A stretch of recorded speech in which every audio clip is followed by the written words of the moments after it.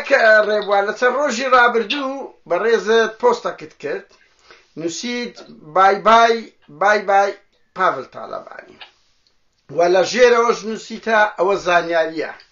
دەکرێت کەمەک ڕوونکردنەوە زیاتر بدەیت بەر لەوەی پرسیارت ئاڕاستە بکەین ئەوەی کە ینی ئەوەی هەبوو نووسیومە ڕاستیکەی بەڵام تەماشای ینی هەندێک ئەحداث ڕوویدا گەر بەبیرت بێ ئەردۆغان هاتە هەولێر و تا بەغدا و دانیشتنە کرا لەوێ و تاڵەبانیش تێیدا بەشدار بوو بەڵێ نەوعەنما لەوێ ئەو ئاماژەیە دراوە کە لەمەو بەدووە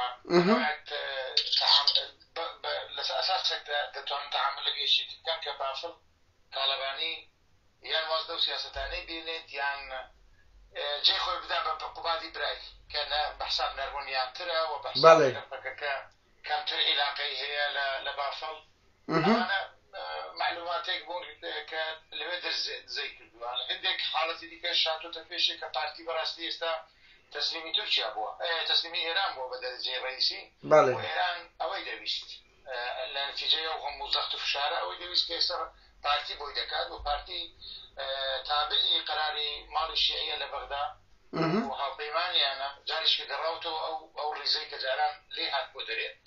و دەزانی بخۆ لە دوای 2010 ئەوانەوە پارتی لە بەرەی تورکیا سونە مەحسوب بوو و ئەردۆغان و داوتۆغلو ئەوانە هەوڵی دیزاینکردنی سیاسەتیان لە بەغدا دەدا دەیانویست ئەوان بڕیار بدەن چێ دەبێتە ڕئیس وزەرا و چێ دەبێتە ڕئیس جمهوریەوانە بەڵام ئێران زوو ئەم گەمەیەتیەکدا و پارتی تا ئەم ئەخیرانەش ئەگەر بەبیرت بێ لە انتخاباتی ئەخیری عێراق بارزانی لەگەڵ سەدر و حەلبوسی کە ئەوانە هیچیان ئەوەی ئێران نین لەلای ئێران مەغڵوب نینە ئیتلافێکی دروست کرد و نەشانتوانێ بەڵام سەری نەگرت ئیتلافەکە هەڵوەشایەوە و بە ناچاری پارتی گەڕایەوە بۆ بەرەی ماڵی شایسا ئێران تقریبا دڵنیا بوو لەوەی کە پارتی چی دیکە سەرەتاتکە ناکە و لەولا ناکە تا ڕادێکی زۆر جۆرایلی ئێرانە و ئەوانش دەیانەوێت لە ڕووی وەستی ناوخۆی کوردستانەوە وەسێک بۆ کوردستان بڕەخسێن کە پارتی و یەکێتی بتوانن پێکەوە ئیدارە بکەن ئەم مفاوزاتانێکی ئێستا لە بینی ئێران و پارتیش بەڕێوە دەچێت تەنها پەیوەستی نە بە قەناعەتی من بە مەسەلەیەوەی کە انتخابات دەکرێت لە کوردستان یان هەموو فۆکوسەکە لەسەرەوەی نیە بەقەدەرەوەی فۆکوسەکە لەسەرەوەی کە پارتی و یەکێتی لە مەسەلەی کەرکوک ڕێککەون دانانی محافظ ڕێککەون پارتی لەگەڵ یەکێتی لاپەڕێکی نوێ هەڵداتەوە هەموو ئەوانە تێکەڵچێشی یەکتری هەیە شتێک یەک مۆزوع دوو مۆزوع نیە باسەکەی زۆرن مۆزوعەکە باشە کاک ڕێبوارە تو پێت وایە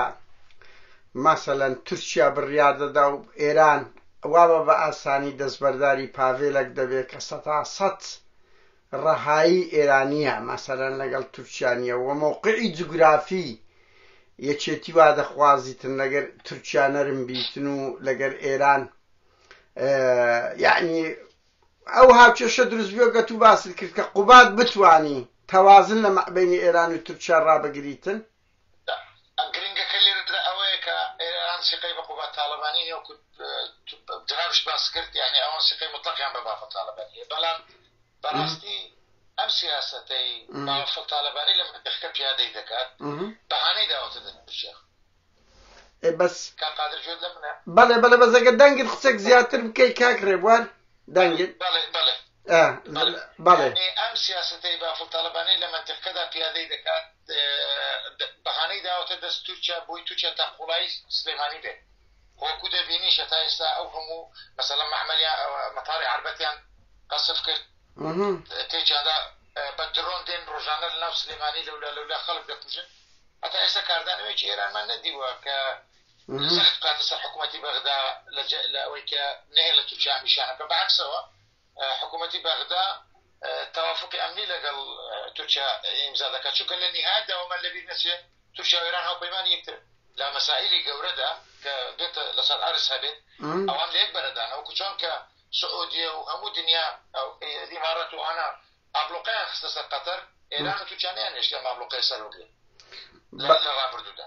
لە مەسەلەی یەمەندا لە مەسەلەی فەڵەستین زۆر شوێن دیکە هاوڕای یەکترینە ڕەنگ بێ لە منافەسەدا بن بەڵام هاوڕای یەکترینە بەڵام دیسانیش نایەنەوێ من ئەوەندەی کە من بیستمە ئێرانەکان زۆر نیگەران لەوەی کە تورکیا بێ و ئۆپەراسیۆنی عسکەری لە کوردستان بکە وەتا ئەو قوڵایی کوردستان بێتە ناوێت کە قەت ڕۆژێک لە ڕۆژان خەونیش پێێنە دیتووە لەو حاڵەتەدا یا دەبێت ڕوبەڕووبوونەوە لە بینی تورکیا و ئێراندا ڕوودا یان دەبێت بە گفتوگۆ چارەسەری بکەنەوە گفتوگۆ چارەسەرکردنەکەشەوەیە کە ئێران بتوانێت سێقە بە قوبات تاالبانی بکە ئایا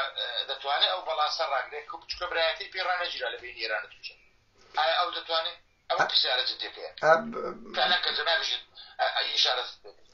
بەس کاکڕێ وەرەس پێ ناکە یعنی مووقعی جگرافی وا دەخوازی نە مەسعود دەتوانێت دڵی ئێران ڕابگرین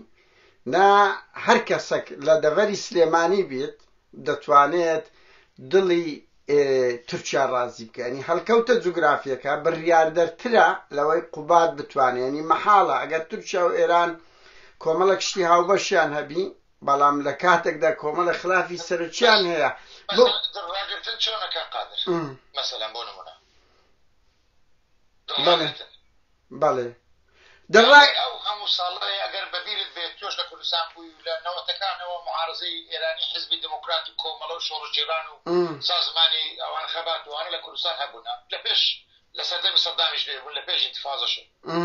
بە یەک چاوسەرکردنەوەی ئێران پارتی بە تایبەتی چکە ئەو وەیەکێتیش کە قەڵای کۆیە و قەڵای دموکرات کەوتو منتقەی کۆیەوانەوانیش جەماعەتی هێزدان فەناوانش لە لای پارتی بوون هەمویان بە یەک شەقەنە بۆ چەکردن بۆ ئێران چەکەکانیان لێستاندن لە ئوردوگان کردون ئێستا تەلبەند و ئەوە دیواریشیان بە دەوردە دروست دەکەن بۆی نەتوان بێنە دەرەوە بڕۆنشت دەزانین ڕاگرتن لەوە زیاتر چی دیکە مەسەلەن بۆ نمونە کاگرە بوار مەبەستەوەیە مەسەلەن ئەگەر تورکیا چوو لە ناو مەسەلەن لە دەڤەری سەوزیدا لە مەتاڕیدا ئێران چوو لە سەری ڕەشیدا یعنی خۆ پارتیش نەیتوانیە تەو تەوازنە ڕابگری یعنی ئەمە پێشاندانی ئەوەیە هێزی بازووە بەیە ئەگەر بەقسەم نەکەن ئاواتان لێ دەکەم دەخۆ سەردەمی خۆشی مام جەلال بە ڕەحمەت بێ شەڕی پەکەکەی ئالان کرد بەڵێ نەم هجومی سەرقەندیلیان کرد هەموو پێشمەرگەیە گیانیان لەدەستدا هەموو لایەک کوژرا گیانی لەدەستدا یعنی ئەوەش بە ئەمری تورکیا کرد ئەو کاتش کاگرە بەر مەبەستەوەیە هەردوو لە ناتوانن بەهۆی هەڵکەوتی جوگرافیان یعنی بە ڕاستە یعنی گەلە قورسە ئەو تەوازنە ناشتوانی هەتا سەر لە بەرەیەک بی بەڵێ ئەو فلکسبلیتە تێدا هەبێت کە بتوانانی سیاست بکەی بەڵام بەداخەوە قیاداتی ئێمە ئەسا سیاست نازان کاکڕێ بوار بچینە سەر ئەوە نێچیروان بارزانانی چەند ڕۆژی ڕابردووی چوتە بەغدا بەڕای من یەکێک لە شکستترین دیدارەکانی بووە ئەو ماوەی سەرکەوتوو نەبووە مەزەرەن نە لە موچەی توانی مەسەردە لە موچەی چوومە لە کاتێکدا موچە بڕیاری تەوتینە و مانگی 4 تا ئێستا نەدرایە مەسەلەن نەیتوانی لەگەر ئێستا حیزبە کوردستانیەکان دابنیشی مەسەلەن نەیتوانیا دڵی یعنی هەموو لایەنە شیعەکان کوردەکان یعنی نە پارتی لێ ڕازیە نە حیزبە کوردستانیەکان لێ ڕازینە نە شیعەکان بە تەواوەتی ئەوەیان داوەتێ ئەو زانیارانە لای دوو چیە لەسەر دواخستنی هەڵبژاردن و کەوات پیشاندای هەڵبژاردن دوا دەخرێ و نێچی سەرکەوتوو دەبیتن لێرەدا من پێشەوەی بێمە سەرەوەی کە انتخابات دەکرێن ناوە ئینسانێک کە ڕەنگ بێ لە کوردستان بۆ ژیاوم و ڕەنگ بە بەشداری انتخاباتشم کرد بێت شتێک کە بە ناوی انتخابات دەیستا پێزم لێ دەبێت یعنی معقول نییە 2 ساڵ ڕابق 2 ساڵ زیاترە بە بەهانەی جیاواز انتخابات تەعجیل دەکرێت زۆر ینی ئەوە ڕووی دەبێت بەڕاستی ئینسان بێتە سەر تەلەڤیزیۆن بڵێ وڵات تۆ 2 ساڵ تاخیر کردە بەمش 2 ساڵ تاخیر ینی چۆن مؤسسەی پەرلەمانیان شکان سوک و ڕسوایان کرد لە کوردستاندا لە دوای حوزەیرانی 2015 کە بەبیرت بێت قوفڵەشیان لە دەرگەیدا خەڵک ئەوەندە ئیمانێکی بە پەرلەمانیشی بۆ ئەوشی پێنەما بەڕاستی سەوالی هاتووە انتخابات کە تەنها یەک پۆینتی گچکەی دیموکراسیە لە عێراق لە 2005 ئەگەر بڵێن هیچیان نەکردبێ انتخاباتیان لە وەختی خۆیاندا کردووە لە کوردستان قەت انتخابات لە وعدەی خۆیدا نەکراوە قەت یەک تا سێ انتخاباتیان لە ڕۆژ و ساڵ مانگی خۆیدا بە دەقیقی پێ نەکراوە هەر لە بەهانەی گەڕاون بۆی تەعجیلیکەن درێژیکەنەوە ئەوانە ئێستا پرۆسەکە بێقیمەت بووە بەڕاستی لای نەکرد لای هاوڵاتی بەڵکو لای حیزبەکانی جوانی دەیانێ بەشداریش بکەن ئەو ئیمانیان پێ نییە سەرکەوتوو یعنی بەڕاستی تەعجیلی انتخابات سەرکەوتوو حساب ناکرد یعنی ئەوە هیچ دەستکەوتێک نییە سەرکەوتنێک نییە تۆ بتوانیت انتخابات تەعجیل بکەیت لە کاتێکدا یعنی زمینە لەبارە هیچ کێشەیەک نییە کۆمیسیۆنێک موجودە دەتوانێت انتخابات بکە لیست تۆماری دەنگدەران هەیە ئەو نسبەیەش کە دەڵێن پەنجەمۆری نەگەڕاوەتەوە و نازەم چی نسبەیەکی معقولە من ئەوەی ڕێکخراوەکانم لەلایە ئەو ڕێکخراوانەی تۆڕی شەمسۆوانە راپۆرتێکی 14-15 لاپەڕەیە حاضر کردووە پۆینت بە پۆنت خاڵ بە خاڵ ژمارەی دەنگدەر لە شارەکان تەنانەت ئەو شوێنانی کە پەنجەمۆر نەخوێندراتۆ زیاتری کەوتە مەنتیقەی سلێمانی بازنەکانی دیکە نەک هەولێر و دۆک برادێکی پارتی هاتە سەر تەلەڤیزیۆن وتی 5,000 پەنجەمۆر نەگەڕاتۆ بەس لە مەسیب سەلاحەدین کامیان دەنگدەری پارتی لەکوێ زانی کە کام دەنگدەری پارتی بەڵێ بە مەنتیقە حسابیان کردیا 5,000 کەسە بە دەقیقی بەڵێ نا کاک ڕێبوار یعنی ئێستا نێچیروان پێ دوایە تو وەکو کەسێکی نزیک لەو حسابی من نازانم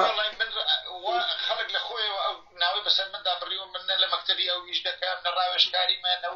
زانیاریشت بەدەست ناکەوی لەو کاک ڕێبوار زانیاریەکانی ئەو چکۆم با بەڕاشکایی پێت بڵێ زۆر کەس دەڵێ کاک ڕێبوار یعنی نەوعەکە لە وێنەکانی نێچیر تەعبیر دەکاتن لە ناو میدیای کوردی من تاییدی سیاسەتی کاک نێچیروان دەکەم لە ناو پارتیدا ڕوانگەیەکی سلمی هەیە تا ڕادەیەکی زۆر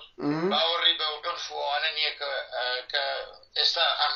دام و دەستگایانەی دیکە لەناو پارتیدا پێڕەوی دەکەن تا ڕادەیەک باوەڕی بە ئازادی ڕادەربڕین و ئازادیکاری ڕۆژنامەنووسی هەبوو هەیە من لەو ڕوانگەیەوە خۆمی لێ نزیک دەبینم بەڕاستی بەس لە دام و دەستگای هیچ شیرکە نییە بەڕاشکاری خۆی هەیە ستافی خۆی هەیە بەس لا هەم لە دەستگای ڕوودا بووی هەم لە چەند ساڵی ڕابردوو لەو ئەو بووی کاک ڕێبوار ئەدوو دەڵێ مەسەرەن ئێستا ئەو هەڵبژاردن ئەو زانیارانەی لەکەنە تو هەیە چۆن ینی تەجیل دەکرێتن دڵی پارتی ڕادەگری و دڵی هەموو خەڵکیکە دەستشێنی هەست پێ ناکەی ئەوە شکستە چی گەورەیە لەو نێچیر دەزانی چۆن کام قادر مەسەلەکە لێرەدا ناوی لە نێن شکست سەرکەوتن هەرچیە شکستی ئەو میلەتەیە بەڵێ بە دەرەجەی ڕێیسی یان میلەتەکە شکستی خوارد یعنی ئەمڕۆ شەڕی ئێمە لە دوای 2017 کە ڕیفراندۆم کراوە لە کوردستانی سربەخۆوە و لە پاسپۆرتی یەکەم پاسپۆرتت کە سەفەری کام وڵاتی پێ دەکەی بۆتەوەی کە کارتی کام باقەت پێ بۆی موچەت بدەبێ بەڵێ یعنی وای لێ هات قەزیەی ئێمە لە سەروەریەوە بۆ سوالکەری هاتتە خوارێ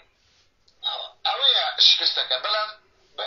شتێکی دیکە هەیە لێرەدا ئەوەش با خەڵک بیزانێت هەمومان بیزانێت مشکلەکە لێرەدا ئەوەیە کە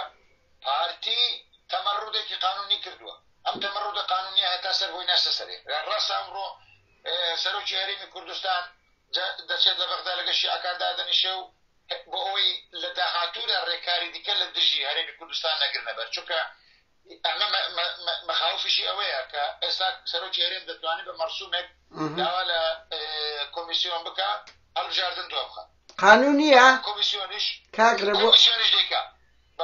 قانونیە ئەو شتا سەرۆکی هەرێم ئەو مافەی هەیە مافەی هەبێ یان نەبێ بەڵام دەڵێم باسی پرۆسەکەت بۆ دەکەم دەڵێم بە مەرسومێک یان بە داواکاریەک لە کۆمیسیۆن داوا دەکات کۆمیسیۆنیش دەڵێ لەبەر سلمی اجتیماعی نازەم چی وێ لاخری هەڵبژاردن دوا دەخەین بۆ فلان تاریخ بەڵام ئێستا دیسان لێرە کێشەکە پارتیە چونکە بەو بەهانانەی کە پارتی ئێستا گرتوویەتی و ناهێوێ بستە ناو انتخابات و پارتیە بەهانانەی هەر دەمێنێت 11 کورسی کۆتا جاریش کرد و کورد بۆ سەر 100 کورسەکەی پەرلەمان زیاد ناکرێتەوە پارتی بە 11 کورسی وە بستە انتخابات جاریش کرد بەو تۆماری دەنگدەرانە ئیش ناکرێت کە پارتی بۆ خۆی هەیەی ینی هەموو ئەوەی ئەو ئێستا پارتیش وا دەڵێ ئەگەر تاریخە چ کەس دیاری بکرێت هەتا داواکارەکانی ئێمە نێتە دی ئێمە بەشداری انتخابات ناکەین یعنی کەواتە ئافرەت کاک ڕێبوار خەڵک هەموو لەسەر یەک شت نیگەرانە انتخابات ئایا تەجیل دەکرێن یان ناکرێ و بەو کۆمیسیۆنە دەکرێت ئەو زانی ئەتوات پیشاندایە کە لە ناو زانیاریەکانی ئەڵێ ئەوە زانیاریە مەسەلەن بە قەناعەتی من انتخابات تەجیل دەکرێت چونکە هیچ ئەوەی یعنی بشکرە هیچ قیمەتی نییە بەو حاڵی نا قەناعەت شتێکە زانیاری شتشکێ زانیاریەکانی من بە پێی زانیاریەکانی من تا ڕادەیەکی زۆر 99% احتیمالی ئەوەی من بیستومە و لەم نەکرد لە سەرۆکایەتی هەرێم یان لە دەرەی ئەوانش بیستومە کە انتخابات تەجیل دەکرێت بەغدا هیچ هەڵوێستێکی تۆن بەرامبەر ئەم تەجیلە ناگرێتە بەر ئەگەر نا دەرگە کراوەیە بەوەی بچێ هەر کەسێک بچێت لەمە دووە داوا لە سەر سەرۆکی هەرێم و سەرۆکی حکوومەت و تا وەزارەتی ناوخۆ وانەش هەر حکوومەتی هەرێمی کوردستان ئەوە بکەن و ئیلغا بکرێتەوە حکوومەتە. یعنی پێتوانیە کاک ڕێبوار ئەگەر پارتی ئەو هەنگاوەی گرتە بەر یعنی عێراق دوای ئەوە عێراق یان هەموو کۆمەلگای نێودەوڵەت چکۆ بەریتانیا لێدوانیدا ئومەم متحیدە لێدوانیدایە ئەمریکا وانە پێداگیریان لەسەر هەڵبژاردن کردیا ئەگەر نەکرێتن و لە ڕووی قانونیەوە یەکێتی و هەموو حیزبەکان کە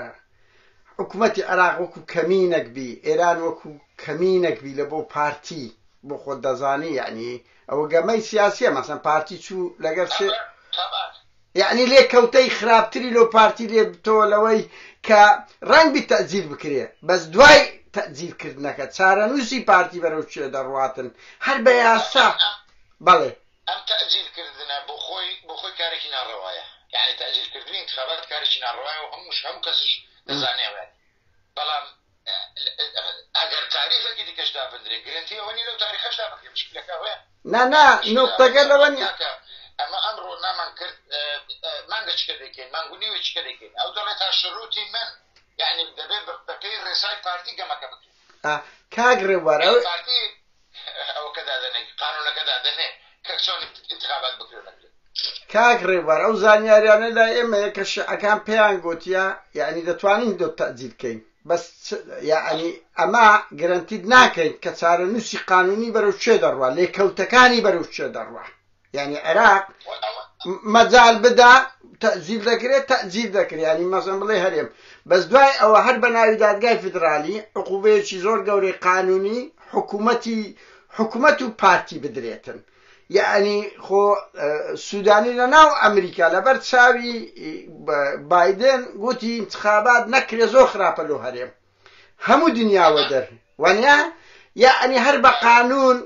قانون هەر بە دادگای فیدرالی یەکێتی و هەر نەوەی نوێ و حزبەکانی کە شکایەت بکەن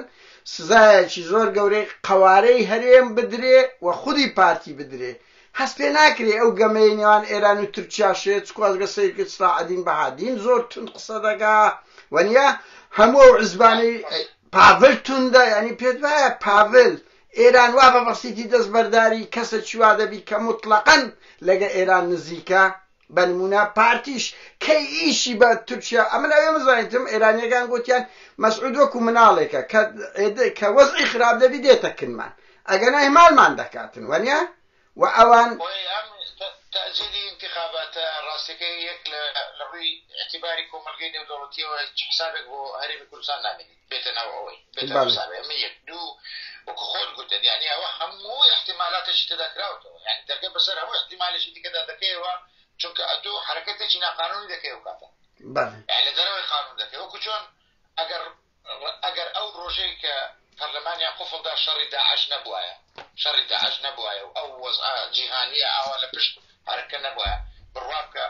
یەک سەفارەت و یەک کۆنسوڵخانە لە هەولێر نەدەمایان هەمووی سەحبی دەکرد ڕاست دەڕۆشتن لە شوێنی دیکە ئەویان دادەنە چونکە ینی لێگەڕێ لە مەسائلی دیکە لە مەسائلی ئازادی ڕادەربڕیندا ئەم جەماعەتی بادینان کە جیراون کە جیران یەکێک لە ئیتیهامەکانیانەوە بوو کە پەیوەندیان لەگەڵ کۆنسوڵخانەکان نەبوو یعنی تو کۆنسوڵخانە شوێنی جاسووسی بینیوە دوای ڕجایان کرد ئەم وڵاتانێ پێ ئەویان لەبیر دەستەوە کا قادر کە گوتیان کاکە ئەمانە دەبێت دادگایکی عادلانە بکرێن دەبێت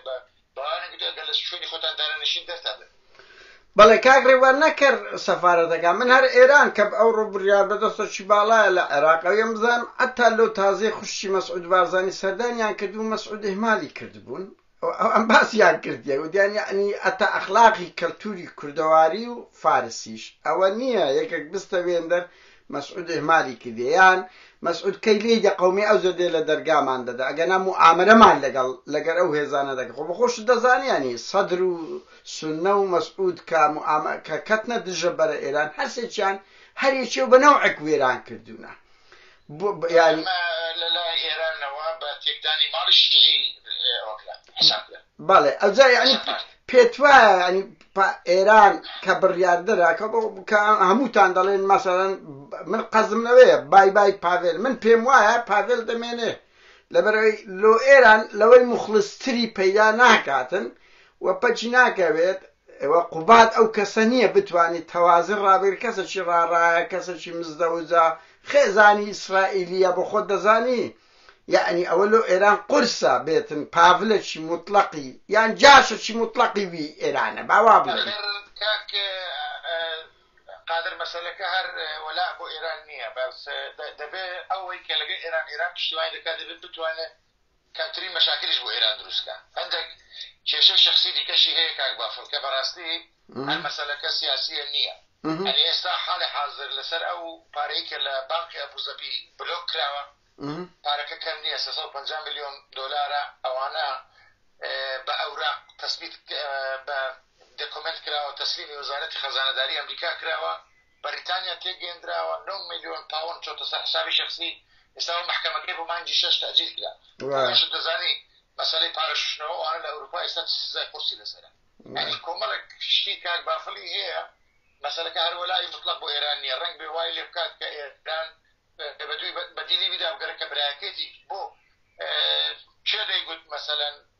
ڕۆژێک لە ڕۆژان بافڵ دەتوانێت جێباوی بگرێتەوە گرتیەوە چێ دەڵێن قوبات تاڵیبانیش ناتوانێت ئەگەر ئێرانەکان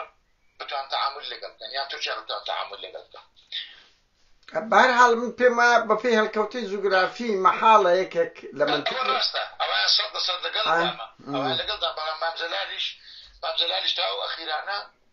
کە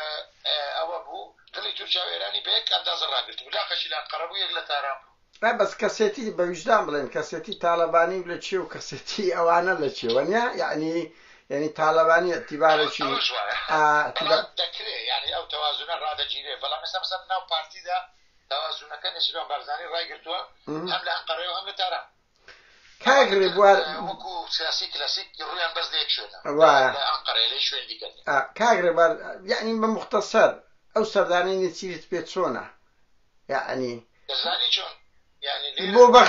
بەغدا هەست پێ ناکە شکستەی گەورەیە ناوە و هەموو خراپەکان ماڵی بارزانی بە نێچیر دەکەن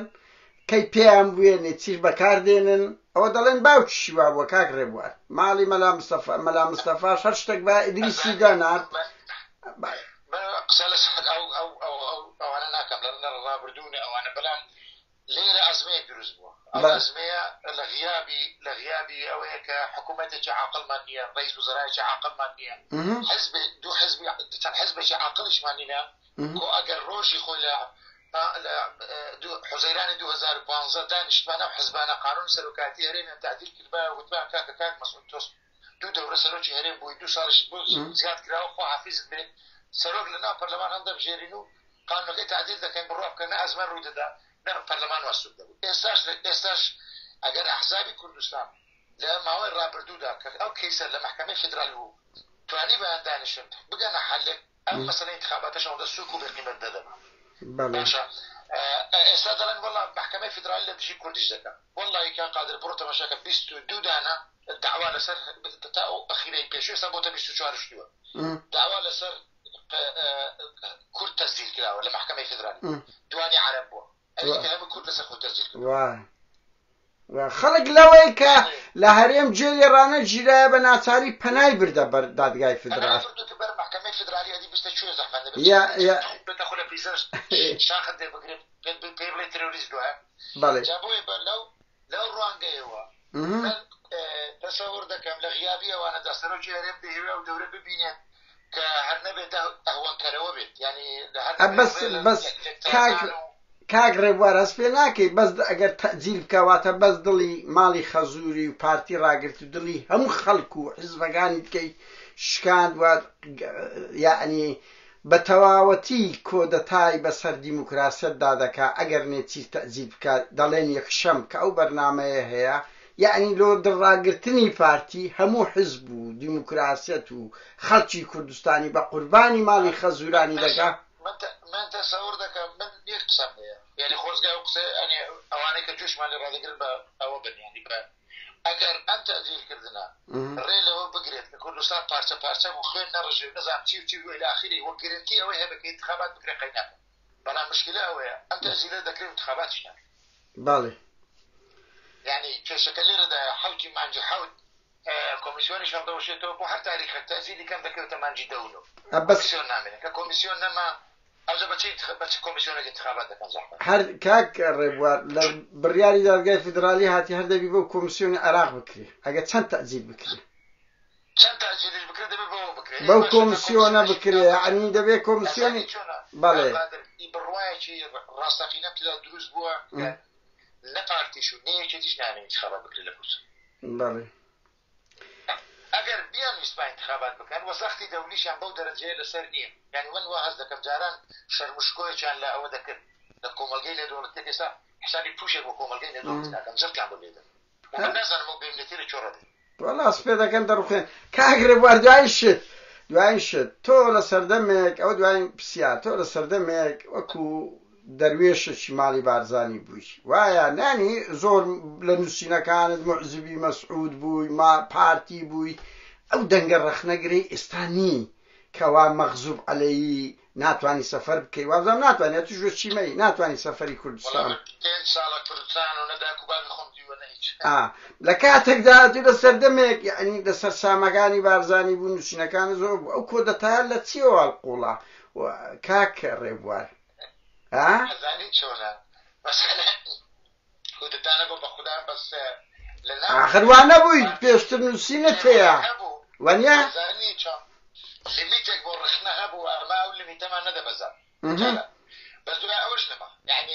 هالرخنا قلت وجودي نمالنا بارتي ده بس الراس كردم وجودي نمالنا بارتي ده يعني اما كودتا اما برغزبي كودتا شكان كودنا احنا كي صاحب ميان بدستا بالي نا الشركات لقبالي مسروري زور تندا لأيمة تنترا يعني اون دي بتو استفزاز ده بن برانا كان بمن استفزاز بن براسي وهي انا من لجيان شمدا نبي احترامي بهيج كاس كردو انا بناوي ناشير نيش بانك كردو نبلا اويك نسينكاني من دخوين تو براسي مقصي حق ورقم كردو هيك اللي كان بس هالرخنا لبالي مسرور دقري كاك يعني اما وكل روجنامه نسق بسيار ليكم ناش ما يزور اود كان بلام تو همو رخنا كان رو لبالي مسروره و رو لبافلا مثلا كمترين رخنا لسر نتيجه نمديتيا لاهوري هي وانيا اويك امرو او ده صلاه بري وده بعد صلاه شي مخابراتي جار او امنيه بالي مرخم لو ده صلاه قلتو لو ارستاني كبونو ابي لا وده كنوا صرانا ورقتن مافياي جابناوي حكومت دي كان جابناوي هيز دي كان جابناوي نظام شي دي كان لدفري سليماني ولوي حوليرو دوك اوي ده جزرت هيز كي مافياي حكمي بشش كردستان دكا هيز كي حكمي بشش كي كردستان دكا بهمان ميثود نيه بلان نتيجه كي همان نتيجه بس تاريخ خلق دخو بس كاك رخنام لا سردمين انا قلتوها ترى ديك زول لا كاك بس خداي فسادي يعني نيتشيفان بارزاني بوا يعني كاز ناتواني نقولي له بكا كمترين رخنتان هي انقو بغوزاني نيتشير سطا هشتاي حكمرانتي كردستاني كدي لو بيسي سالة يعني من زاني شلون انسان بانصاف شيء وتمشى قضيه كانت وقت كان اجرام بارزاني سروش حكومات بوس مسعود بارزاني سروش شهرين كردستان ودراز صالش والتدخل لبرد ودرشي حكمراني كردستان ذاكر بس هي رجع مرش بله يعني هموش تاكيج لدى صلاتي يعني او سردمي شروا بيد الصلاة بون كاك ربار او سردمي شروا بيد الصلاة بون استوى زور خلاف ترى برواب كا زاني شونا يعني همو جنگ كاني ده صلاة اتو يك مؤسسة هي لكردستان بيدلين الجمني اوشي اسايش شي اوي بله اوي وقت يقول مسرور سروكاتي دكت بله تو هاولاتي كردستان مش هاولاتي كردستان ام مؤسسه ل 2006 ودا مزرعه تقريبا ما برو 18 سال دبو تو وجدان چه دزانه میزانیه چنده وای تو وجدان چه دزانه تا است ام مؤسسه چندی صرف کردو ام مؤسسه تا است چه تروریستی بو مگتو الدنيا تقينا ولا بردن بارقا كان يا رويدا كاغرب وار هر قولتني فشل يعني ناو الدنيا تقينا ولا بردن اسايش قشتي هولير الرويدا امنو كده هولير بون يعني تنبوي داعش يا نكت بله وقت لبيتشينا ولا وبكابل اريك كاك ام مليون دولار انا تان تصرف كرد بس بو قبول دكا كاك اگر تقييم الرابردو بكين ناكر من بتاني وكل رجل نعمل مسك بتاقي تانية او كوينة حوارك بدكري مثلا خلق ديكش دا بجدار بالله يعني لتقييم الرابردو طبعا ڕابردوو گەندەڵی هەبووە تەبعا لە ڕابردوودا فەشەلی ئیدارەدانی ئەقسام بەشارەی وەکو کشت و کاڵ و سامانی ژێر زەوی ئەو نەعاشتانەمان هەبووە دزی و فزیەکی زۆر کراوە بەڵام ئەمە منزومەیەکی سیاسی کردوێتی وەختی بریمەر هاتە بەغدا ملیار و نیوە پارەی ئەوە مابوو نەوت بەرامبەر بە خۆراک مام جەلال و کاک مەسعود یەکەم تەڵەبیان لە بریمەریەوە بۆ پارەی مەبدێ پارەکەیان دانێ 750 میلیۆن دۆلاریشێتی بردی 750 میلیۆن دلار پارتی بردی ئەمە پارتی چوونە و شاری مەشارەیان پێدا مزران کردیانە مەشروعی خۆیان وەکو شەخص کە ئەمە پارەی و میلەتە بوو لە کاک ڕێبوار لاوەش لە ئەوەی نۆتیە چ کاتێک هاتنەوە سەدی بێخمان بە هەمان شێوە فرۆشت نیوە بنیوە یعنی تالەبانی و مەسعود بارزانی پارەکانیان برد بەڵێ کاک ڕێبوار دوایین پرسیار پەشیمانی بارکات نەگرم دەزانمە توشکەوتت کەم کاتمێ پەشیمانی لەو تاریخی لە ناو پارتی تەیە یعنی چکۆم ڕەنگی زارشکە لە قال لەگە نەگەم پەشیمانی لەو بەشێک بوو یەکێک لە کادیرەکانیان بوو چکۆ ئەو تاریخی هەیتان ڕاستە بەڵام دەزانی چۆنەکە قادر من هیچ بەدەست نەبووە تا من پەشیمان بم لە هەندێک شت بەڕاستی بەس لە موسسەیەکی ئیعلامی پیش دەکرد نە وەزیر بوومە نە کار بەدەست بوومە نە ڕئیس وەزەرا بوومە هیچ نەبوومە ڕۆژنامە نووسێک بوومە لە پێشکەشکاری بەرنامە و تەلەڤیزیۆن و شتانە بوومە پەشیمانیش نیم بەڕاستی و لە هیچ شتێک لە ژیانمدا کردوومە پەشیمان نیمە بەڵام گرنگەوەی ئینسان ئەگەر ناحەقی بینی بەرامبەری بوەستێتەوە بە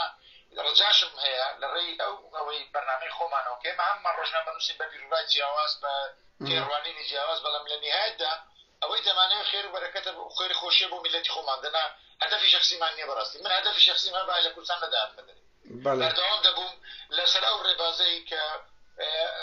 ئەوان دڵیان پێخۆش دەبوو ئێستا بەخوا